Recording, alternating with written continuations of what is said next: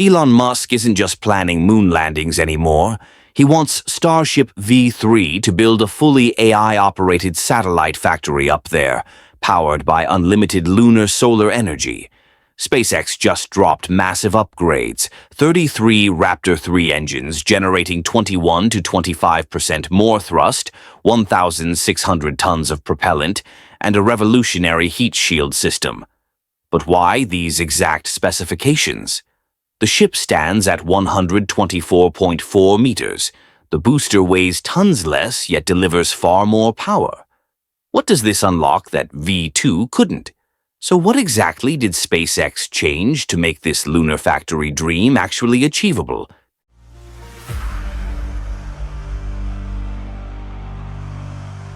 To understand why version 3 matters, you need to look at what Musk said recently on X.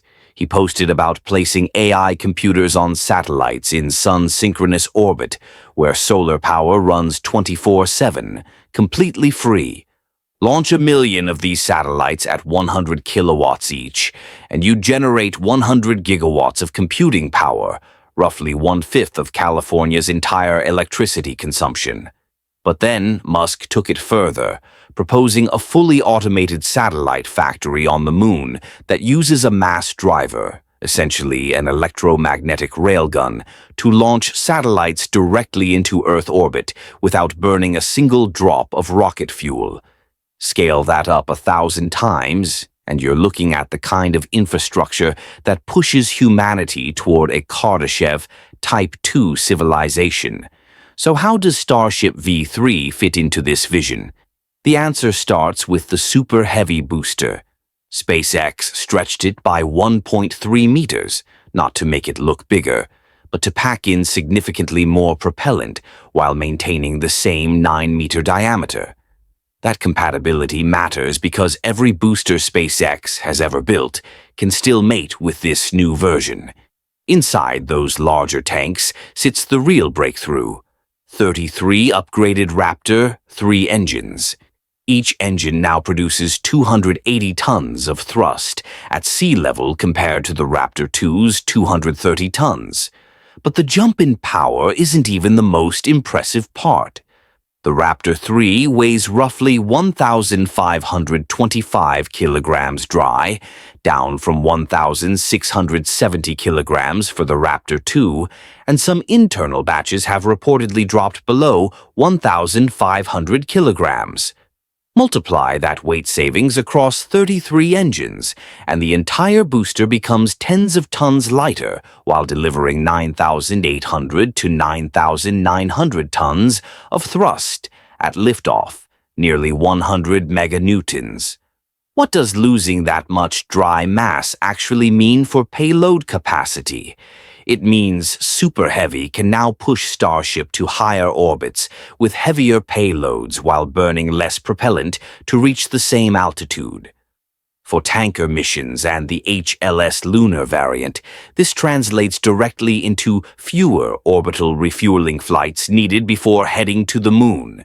If Musk wants to transport heavy construction equipment for that lunar factory, every ton of dry mass saved on the booster equals another ton of cargo that can land on the lunar surface. The engineering gets even more interesting when you look inside the booster. There's a massive downcomer running from the top of the liquid methane tank all the way down to the engine bay, and that single pipe is almost as wide as an entire Falcon 9 first stage. How do you fit something that enormous inside without increasing the vehicle's diameter? SpaceX reinforced the internal structure by adding more stringers to the methane tank walls. The previous version used just over 70 of these metal support beams, but version 3 bumps that number to 96. These aren't decorative.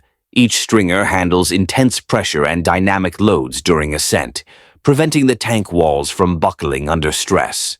When you're carrying several thousand tons of cryogenic propellant accelerating through max Q, structural integrity isn't optional.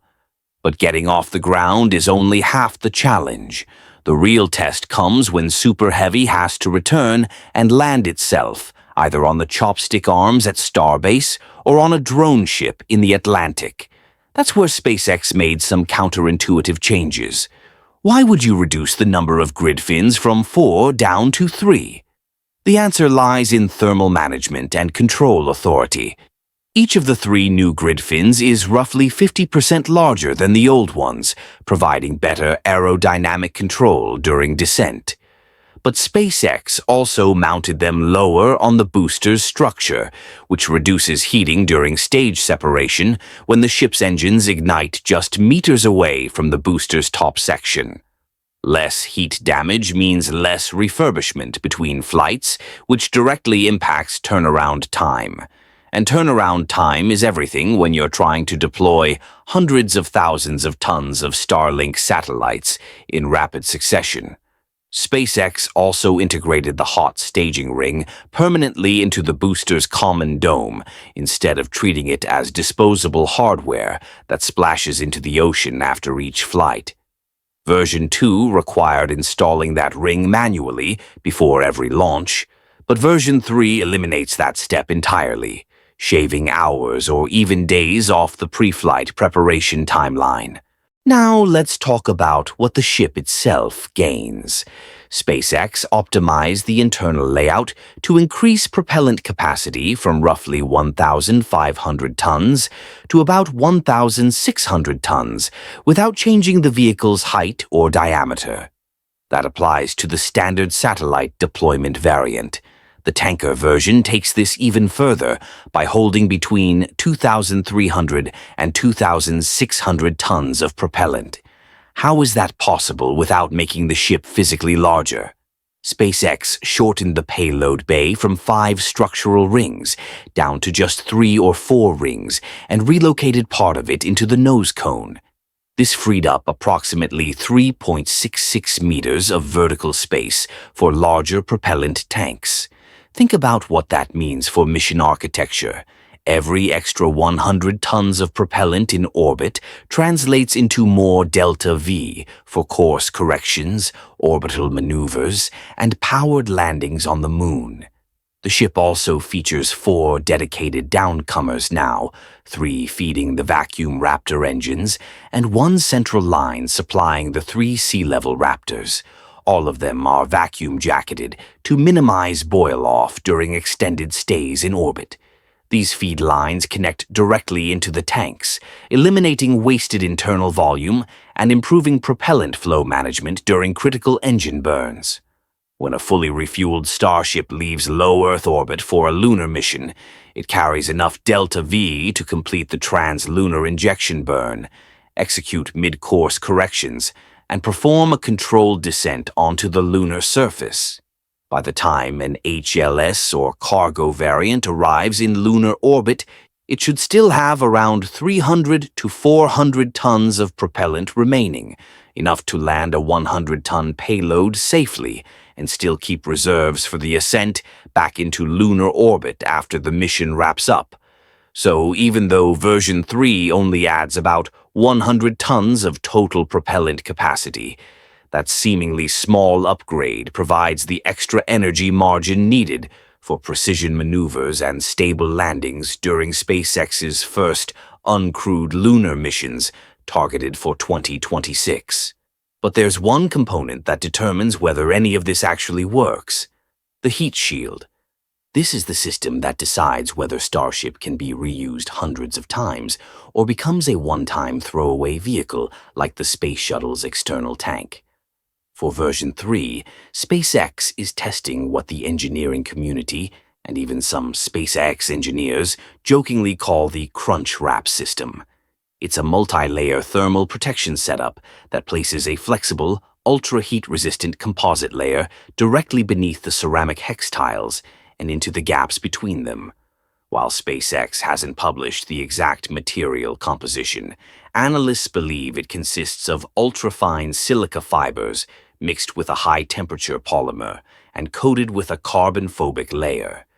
The entire assembly is only about 4 to 8 millimeters thick, but that's enough to handle re-entry temperatures between 1,600 and 2,000 degrees Celsius.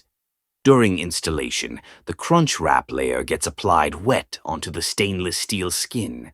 Then the hex tiles are pressed into place, squeezing the material outward so it folds over the tile edges and seals every gap, similar to how you'd wrap a burrito but engineered to survive plasma temperatures. When Starship slams into Earth's atmosphere at orbital velocity, this material doesn't burn away like traditional ablative heat shields.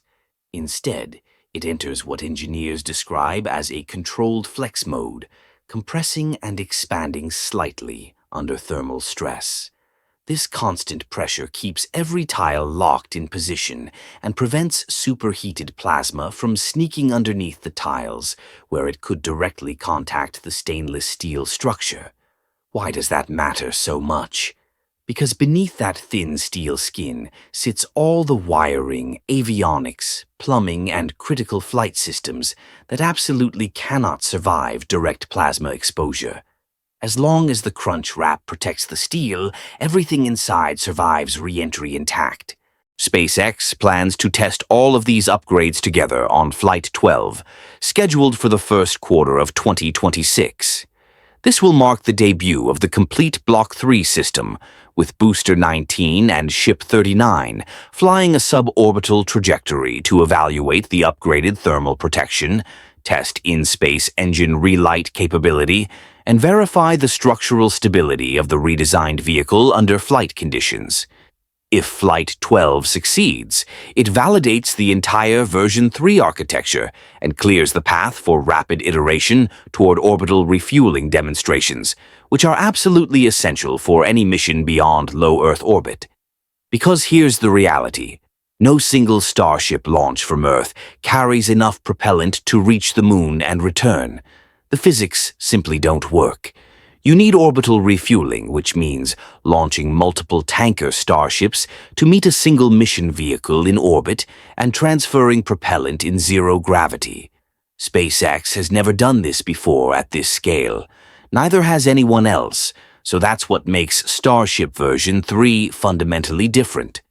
The 33 Raptor 3 engines delivering 100 meganewtons of thrust, the stretched booster with more propellant yet weighing tons less, the ship's 1,600-ton fuel capacity, the revolutionary crunch wrap heat shield, and the integrated hot staging ring eliminating entire turnaround steps. Every upgrade serves one purpose: enabling orbital refueling that unlocks lunar missions and eventually that automated satellite factory. Flight 12 in early 2026 will prove if this architecture works. If Booster 19 and Ship 39 succeed, SpaceX moves from theory to execution. But here's what most analysts miss. This isn't just about the Moon. The lunar factory is the first industrial outpost. Once you can build satellites in low gravity using lunar materials and launch them with mass drivers instead of rockets, you've broken the cost barrier keeping humanity trapped in low Earth orbit for decades. That's when real expansion begins. Asteroid mining becomes viable. Mars colonization shifts from fiction to engineering. The entire solar system opens up. Version 3 is SpaceX betting that full reusability at this scale actually works. If they're right, we're watching off-world industry being built in real time. What do you think? Can the crunch wrap survive hundreds of re-entries, or is there a flaw nobody's seen yet? Drop your analysis below. Subscribe to New Space Review and hit notifications to catch Flight 12 coverage live when it launches. Thanks for watching.